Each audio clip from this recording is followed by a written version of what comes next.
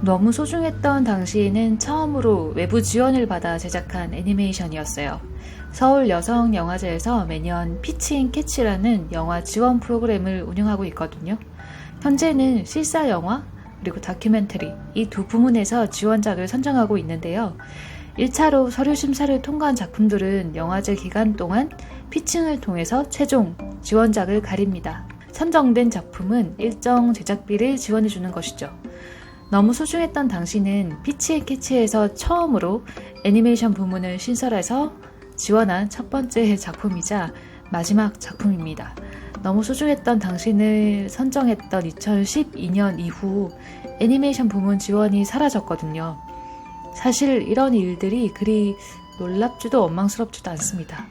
자주 일어나는 일이니까요. 간혹 이런 콘텐츠는 무슨 돈으로 만드나 궁금하신 분들도 있을 것 같아요. 여러 방법이 있겠지만 제가 알고 있는 방법은 크게 두 가지입니다.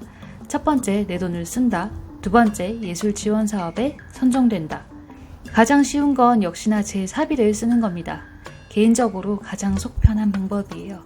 다만 안정적인 수입을 얻을 수 있는 일하고 창작 콘텐츠를 제작하는 일을 동시에 하는 것이 쉽지가 않죠.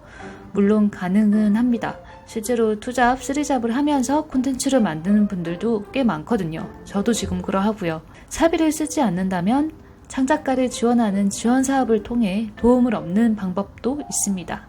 단편 애니메이션의 경우 한국콘텐츠진흥원에서 매년 10편 내외의 작품을 선정해서 제작비의 일부를 지원하고 있습니다. 부천 애니메이션 페스티벌에서 주최하는 단편 애니메이션 지원 사업도 있고요. 두 곳 모두 사업비의 규모가 꽤나 크기 때문에 창작자들에게 큰 도움이 돼요. 1년에 10편에서 15편 남짓의 작품이 이런 큰 지원 사업에 지원을 받아 제작이 됩니다. 사실 그리 많지 않은 기회이긴 하죠. 몇 년 전까지만 하더라도 서울산업진흥원, 영화진흥위원회, 기타 영화제가 주최하는 단편 애니메이션 지원 사업이 존재해 왔어요. 그런데 최근 들어서 단편 영화나 단편 애니메이션에 대한 지원 사업 규모가 대폭 줄어들면서 창작자들에게 그 많지 않던 기회조차 줄어든 것이 현실이에요. 우리가 알만한 영화들처럼 우리가 알만한 기업에서 지원을 받을 수는 없을까? 라는 생각도 드는데 그게 불가능하지는 않지만 꽤나 힘든 일일 거예요.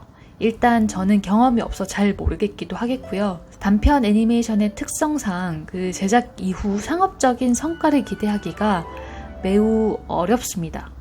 짧은 러닝타임, 시리즈를 기대할 수 없다는 단일 기획물, 그리고 작가주의적 성향, 이러한 특성들 때문에 극장에 걸기도 TV로 내보내기도 애매합니다. 따라서 추후 성과에 대한 기대감을 바라보고 어떤 상업적인 투자를 받는 것이 쉽지가 않아요. 그렇다고 순수 예술 작품처럼 가령 페인팅이나 설치 작품처럼 이게 하나밖에 없다는 희소성을 가지는 것도 아니잖아요. 영상이다 보니까.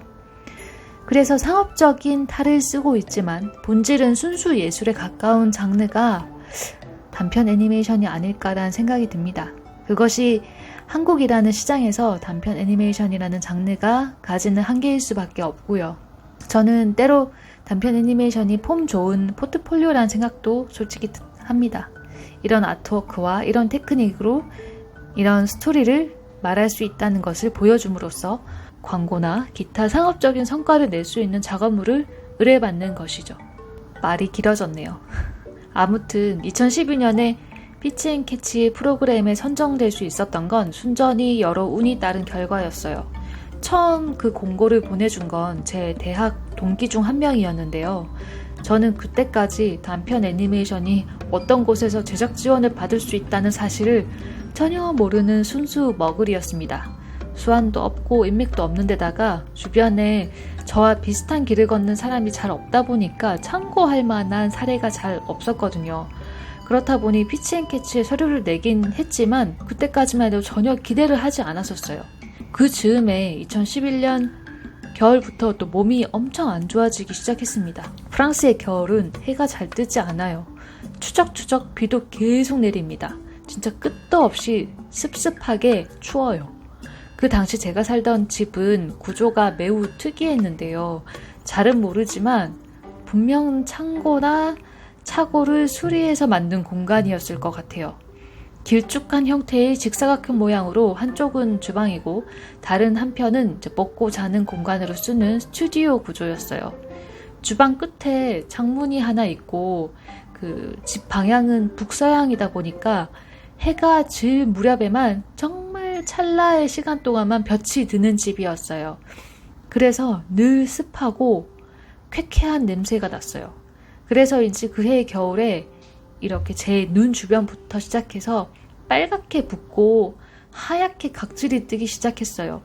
유학 중에 처음으로 병원이라는 곳에도 갔죠. 유학하는 내내 병원에 안 가야 된다라고 생각해서 늘 긴장한 채로 몸을 사리면서 살았거든요. 그런데 피부병에는 어쩔 도리가 없는 거예요. 보기에 너무 안 좋으니까. 병원에 가니까 제 병명은 샴피뇽이었어요. 불어로 버섯이라는 뜻이었는데 즉 얼굴에 곰팡이가 핀 것이었죠. 연고도 발라야 되고 해를 자주 봐야 한다는 것이 제 피부병의 처방전이었고요. 그렇게 된 지 얼마 지나지 않아서는 이제 잇몸에 커다란 염증이 났어요. 입 오른쪽 천장에 큰 염증이 나서 동그랗게 부풀어 오른 거예요. 그래서 혀가 반대편으로 밀려나 있어서 말을 잘 못했어요.